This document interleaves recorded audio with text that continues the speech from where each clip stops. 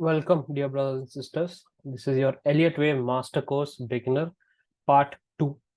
In this Part 2, we will identify the rules which we can use for marking your impulse waves. Right? So let's begin.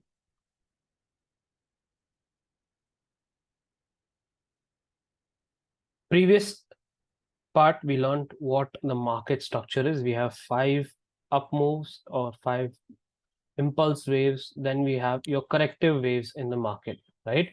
So in this part, we will study the rules required for you to mark your impulse waves. All right. This is very, very important to understand what you see in the textbook is not what you see in the market. Although you're like, just for an example, we all know that you can't learn driving reading a textbook. You have to go on the road and learn. Similarly, in trading, you cannot learn trading by reading a textbook, right? You have to go to the market and see how the market takes shape. If you're learning market structure, you have to see the structure of the markets live. Similarly, this is the approach we are applying here. We are going to see a blank chart. A blank chart, you can apply your marking and see for yourself what you understand, and then we'll get into the rules of the marking and you will see much better. Now, this is a blank chart. I want you to take a minute, pause the video, and go for marking. So what do you see? Where is the 1, 2, 3, 4, 5 wave? Right? Just give it a try. Put it in the comments what you see. What is the 1, 2, 3, 4, 5 wave? And was it simpler or easy enough for you after you know the rules? Now, what happens is many people they read the rules online and they think they know the right way of marking. So once they start marking, they think that they are absolutely right. It's not their fault. There's no one to tell them what's right or wrong. Okay, so if they are wrong in their mechanism of marking or the process of marking or the method, they keep repeating that again and again, thinking they are right. Right. So it's good that you are here now. You can know the right way of marking, the approach you need, the rules required for you to mark. So let's have a look at them. So in this blank chart, your wave 1 is always the first one. Right? After a previous down move or a consolidation, the next up move it always starts with your wave 1. After your wave 1 comes your wave 2. Right? So wave 2, the nature of this is actually scary. The people who have here at this stage, the retail bulls are scared to even take longs. Simple reason is because wave 2 is here to clear out all the early bulls who entered in wave 1 thinking market is going up.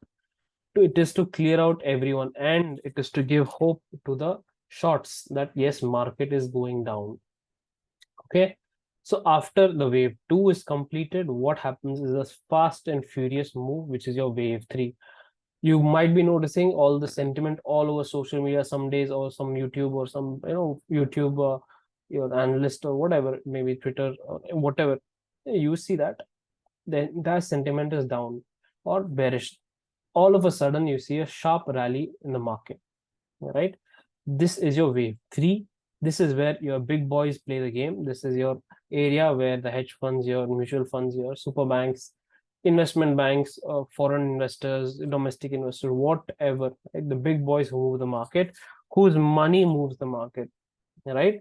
So these people play their game in wave 3. This entire structure of wave 3 cannot be made by your retailers. It's always by your big boys in the market. Okay. This is very, very important. At this stage, what happens is there is disbelief, meaning every time you look for a short, like here, your YouTube analyst, Twitter analyst, whatever, they will tell market is still on a dip mode. What is it? Sell on rise. Everywhere you think of selling. Reason is simply because your mind is conditioned like that. Okay. The mind, you have been thinking of selling all this time. You have tried to take a bullish move and market sold off. Right?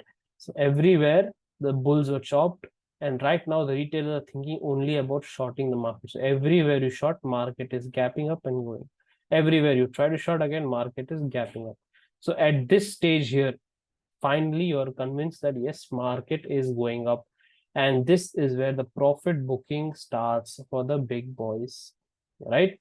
So Our intention to learn market structure is to be in sync with the market moves, meaning we want to be sync, we want to capture this kind of move. This is only possible if you know the rules of how to market. So now after wave 3 comes your distribution stage, which is your wave 4, right? So in wave 4, what happens is that the profit is booked, and this is the last stage distribution before the last leg of the rally, right? So this is the distribution phase. So here what happens is your retailers are conditioned for buying because they have missed this big move. They don't want to miss the next one.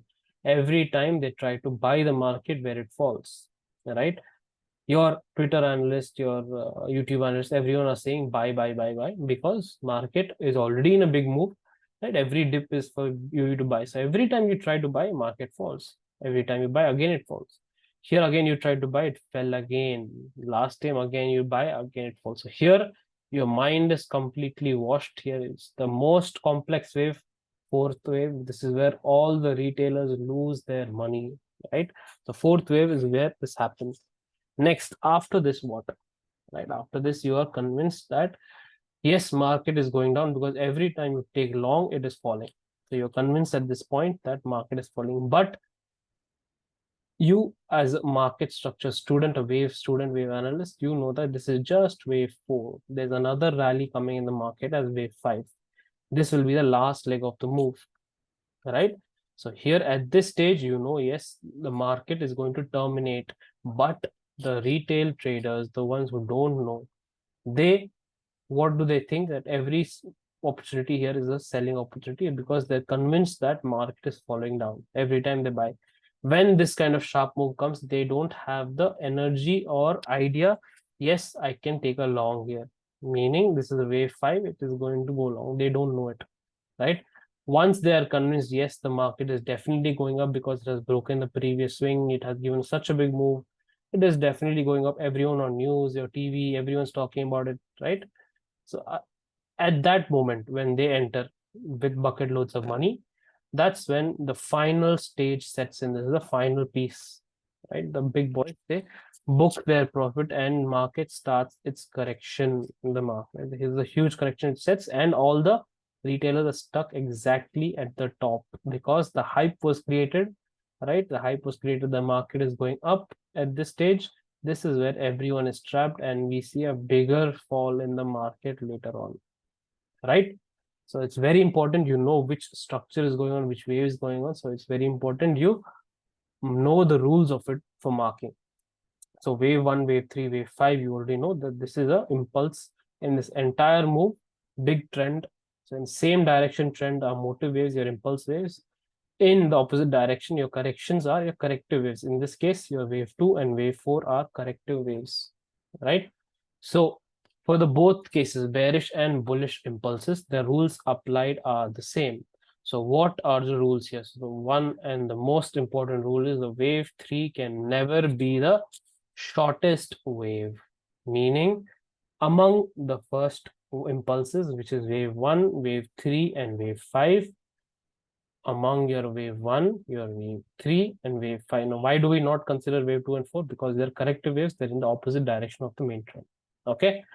Here, wave 1, wave 3, and wave 5.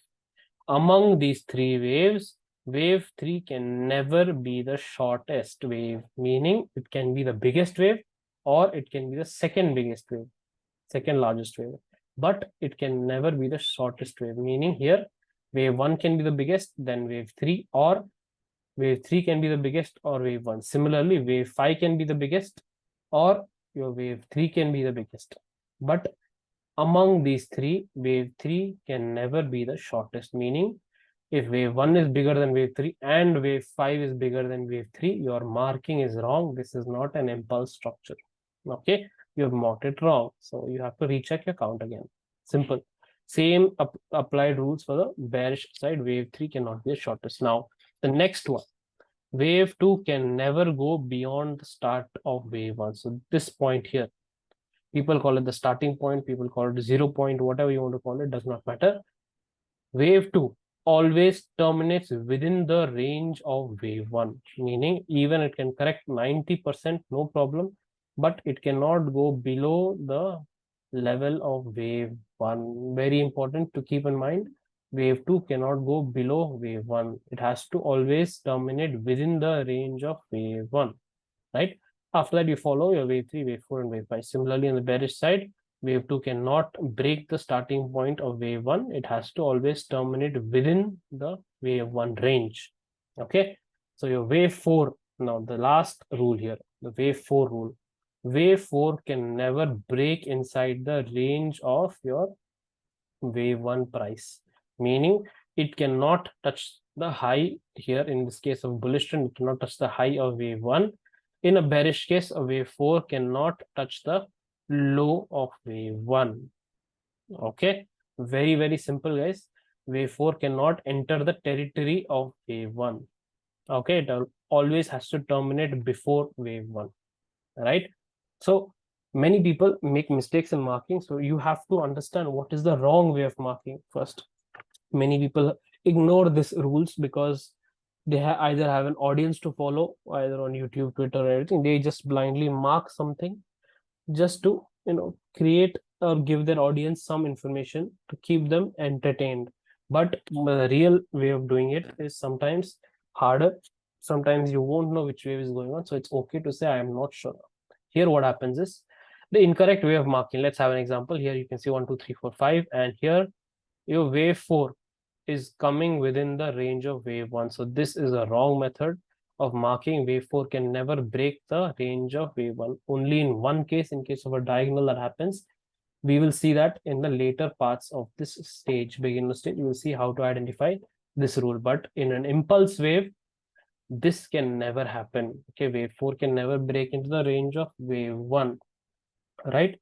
The next incorrect way, the mistakes people make, is they make wave 2 below wave 1. So this is the range of wave 1.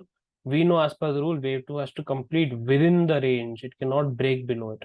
So if anyone is marking this like this, it's a wrong way of marking. You cannot, wave 2 cannot break below the low of wave 1. Okay. Another incorrect way, here you can see by eye testing in this example, is that wave 1 is big, no problem. It is bigger than wave 3. Okay, no problem. Wave 5 is also bigger than wave 3. That is a problem. So both wave 1 and wave 5 cannot be bigger than wave 3. Right? Wave 3 cannot be the shortest wave of these three impulse waves. It can be the biggest or it can be the second number, but it can never be the shortest. Okay. Another mistake here, the person who marked it like this is making, is that he has marked wave 4 within the range of wave 1. Okay, impulse waves cannot have this, so there are two mistakes here that must be rectified. Okay, so what is the correct way of marking it? So we had a blank chart, we have marked, you have marked it 1 2 3 4 5. Now let's apply the rules and see if you have marked it correctly. So wave 2, the first rule, wave 2 did not break the start of wave 1. So the start of wave 1 is over here, right? Wave 2 did not break the low or the start of wave 1. So this marking is correct. Next is your wave 3. Just eye testing it, you can see the shortest wave from wave 1, 3, and 5 is wave 1. So obviously your wave 3 is not the shortest wave. So this rule is correct. So your marking of wave 3 is absolutely correct. The last rule, what is it? That wave 4 cannot break into wave 1 range. It cannot come below the range or enter the range of wave 1. That rule is also respected here. So you are marked it correctly, right? So in your intermediate stage, after you finish your beginners, how to identify all the waves, you will come to a part where you can calculate your wave 4, wave 2, on wave 3, and then wave 5. Okay, you will understand how to calculate it using rules, basic structures. So don't worry about it. For now, you understood how you mark your 1 2 3 4 5 using rules on your impulse waves, right? So you have understood your impulse wave part. In the next part, we will see how to identify corrective waves. Even in your impulse wave, there are two corrective waves, wave 2 and wave 4, right? All of them have a structures, different structures. We will see how to label the structures, how to identify the structures in the next part.